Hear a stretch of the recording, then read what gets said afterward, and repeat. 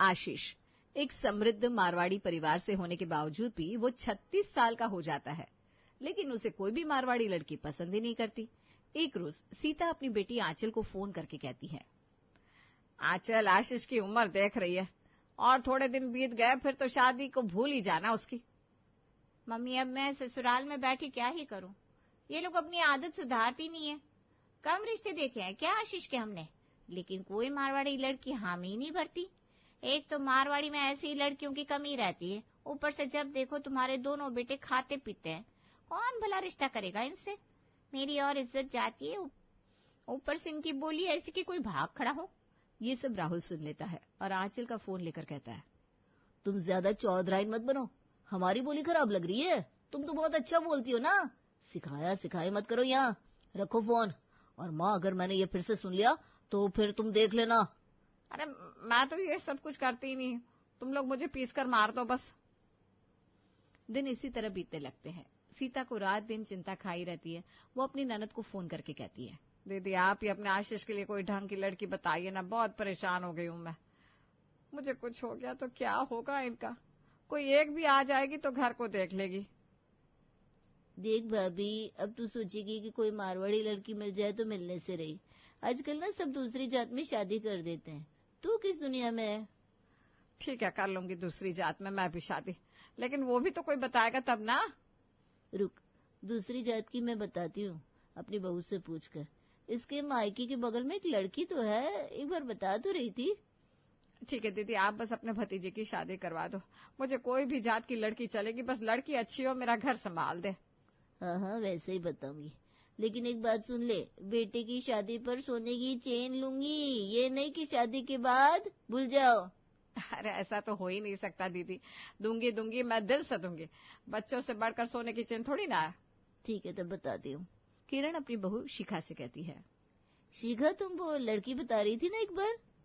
हाँ बता तो रही थी, लेकिन क्यों पूछ रही हैं आप।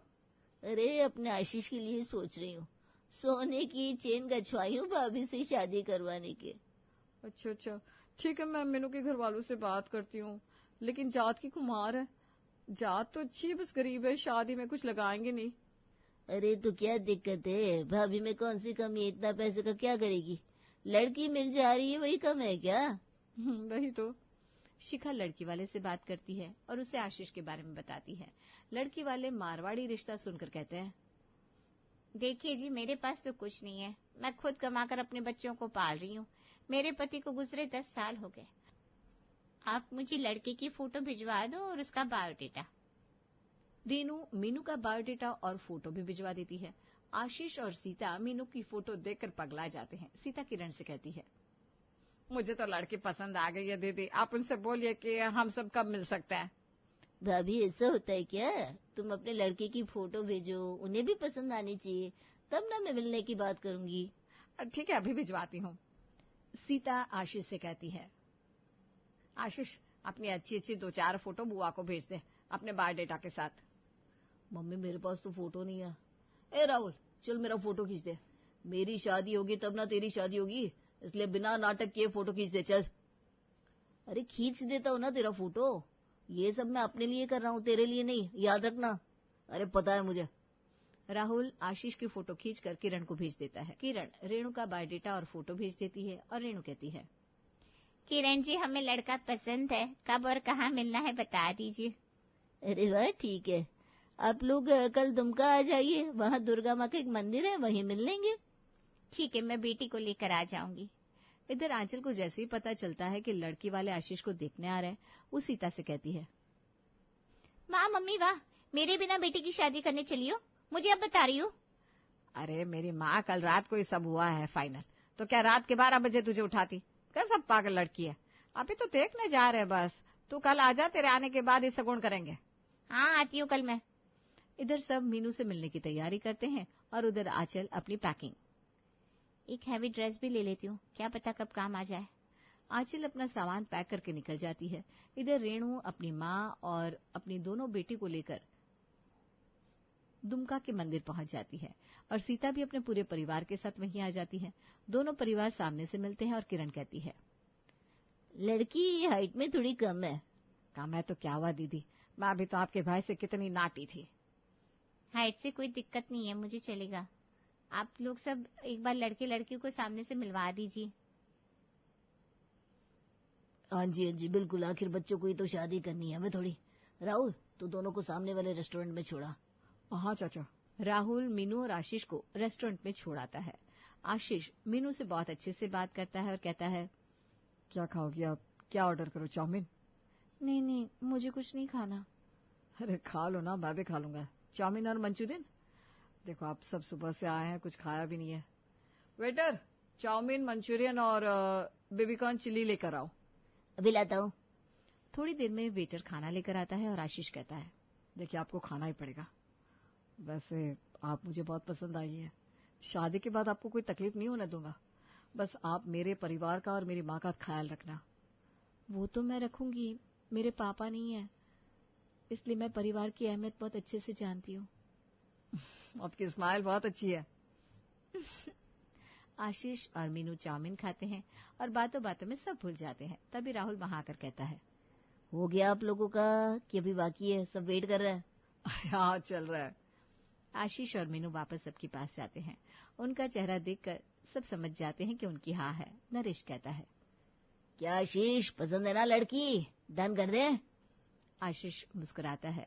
नरेश रेणु से कहता है, समधन जी, रिश्ता पक्का है अपनी तरफ से। सगाई 2 दिन बाद कर लेते हैं, आंचल भी आ जाएगी। अब सगाई की तैयारी कीजिएगा।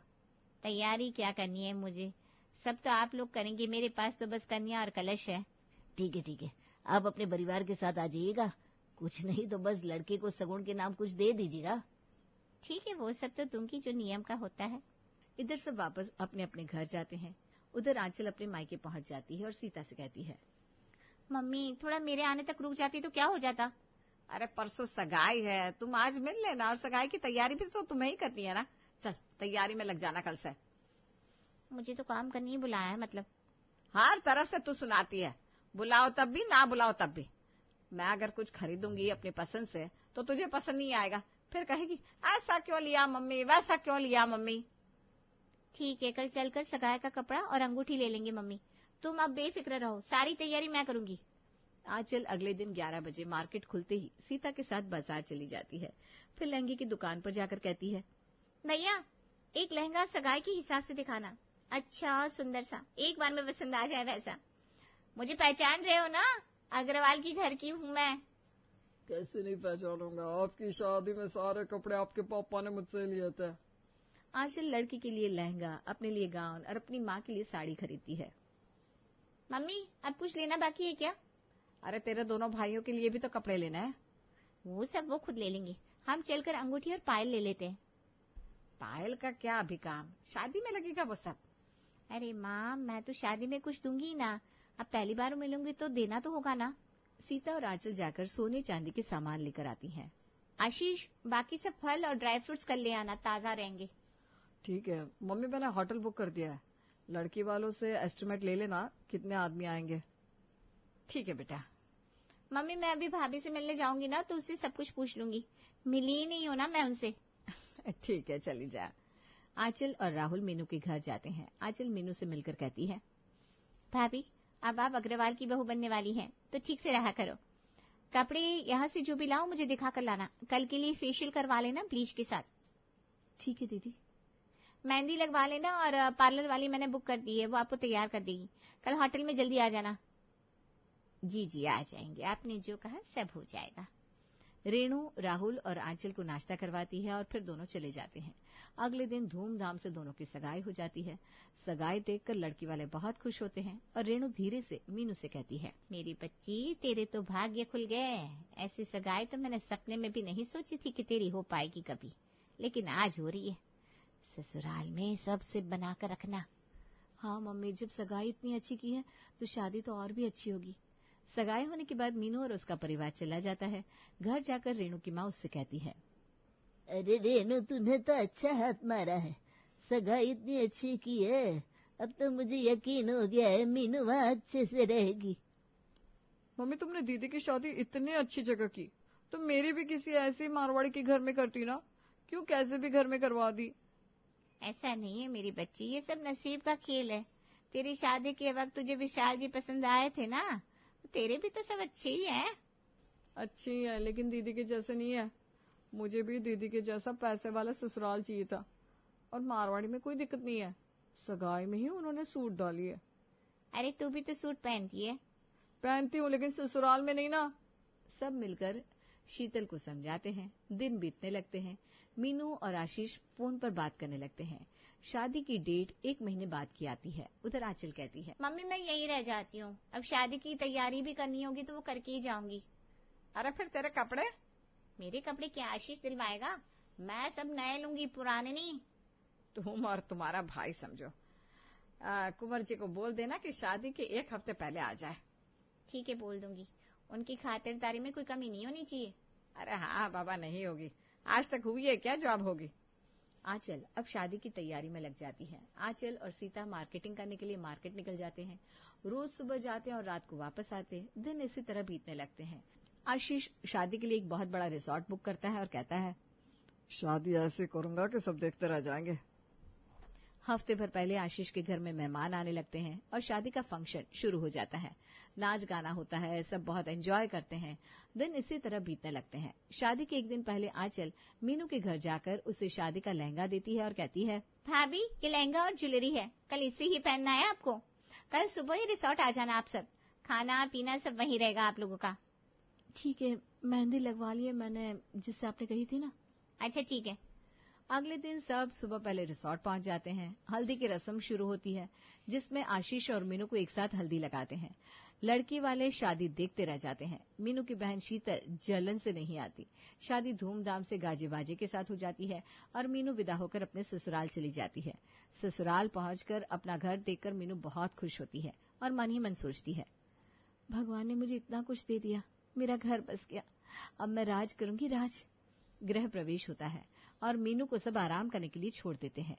बहू आराम कर ले तू, फिर एक एक करके सब आएंगे तेरी मुंह दिखाई करने। जी मम्मी जी। तुम्हें साड़ी पहननी तो आती है ना? नहीं आती मम्मी जी। क्या साड़ी पहननी भी नहीं आती? क्या सीख कर आई है? कुछ भी नहीं, बस सोचा मारवाड़ी घर है, आराम से ठाट से रहूंगी। मैं सीख लूंगी दीदी।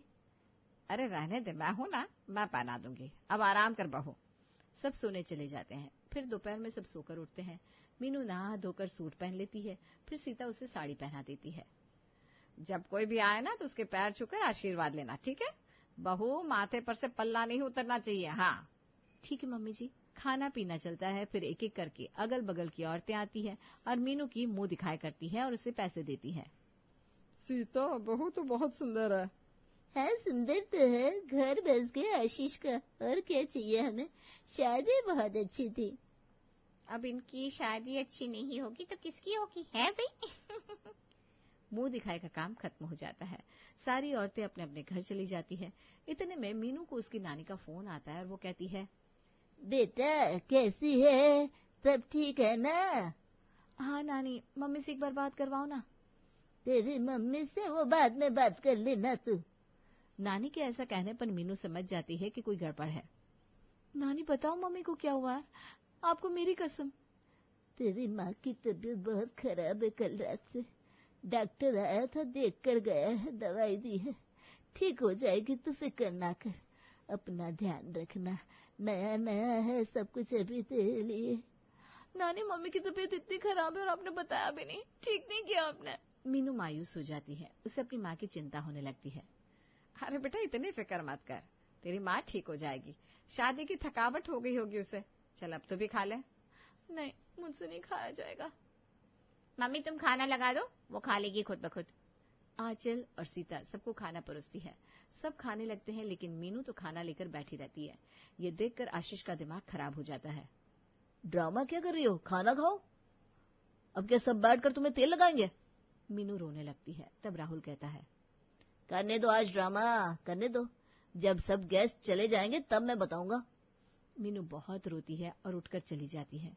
सीता मीनू के पास जाकर कहती है, बहू खाना खा ले, तुम नहीं खाओगी तो यहाँ भी टेंशन होगा, यह तो कोई अच्छी बात नहीं है। अब तुम्हें पहले ये घर देखना है, तुम्हारी माँ को देखने के लिए बहुत लोग हैं वहाँ। मीनू रोते रोते थोड़ा खाना खाती है। तभी रेणु का फोन उसे आता है। बेटा अब मैं बिल्कुल ठीक हूँ, तू अपनी गृहस्थी पर ध्यान दे। हाँ माँ, अब कुछ भी हो तो मुझे बुला लेना, ये नहीं कि अकेली झेलती रहे तू।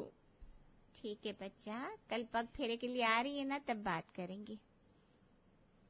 मीनू अगले दिन अपने मायके जाती है पग फेरे के लिए। फिर आशीष उसे शाम को लेने आता है। अपनी हैसियत के हिसाब से रेणु बहुत अच्छे से स्वागत करती है आशीष का। फिर आशीष मीनू को लेकर वापस आ जाता है। घर आते ही आशीष रेणु का दिया हुआ लिफाफा उठाकर फेंक देता है। ये 100 रुपये दिए तुम्हारी माँ ने, क्या सोच कर दिया? 500 भी नहीं दे सकती थी क्या? आपको तो हमारी हैसियत का पता है। रात को आशीष और मीनू अपने कमरे में जाते हैं। आशीष मीनू से कहता है, कभी एसी देखा था क्या अपने घर में? मीनू बहुत रोती है। पहली रात में जहां पति पत्नी में मीठी मीठी बातें होती हैं, वहां मीनू को इतना कुछ सुनने को मिलता है। अब मीनू के लिए उसका ससुराल ससुराल नहीं, जेल बन जाता है। पूरा दिन उस बेचारी को घूंघट में रहना होता है और जो आता उसे सुनाकर चला जाता और उसकी माँ की गरीबी का मजाक बनाता। हद तो तब हो जाती है जब एक रोज आशीष पी कर आता है। अपना फोन दिखाओ। फोन? आपने पी रखी है? हाँ तो तुम्हारे बाप का नहीं पिया है मैंने। आशीष मीनू का फोन ले लेता है और उसे पासवर्ड खोलने को कहता है। भाभी पासवर्ड खोल कर दो, आप कोई पर्सनल नहीं है, हम सब एक है और सबको सब कुछ पता होना चाहिए। चलो पासवर्ड खोलो।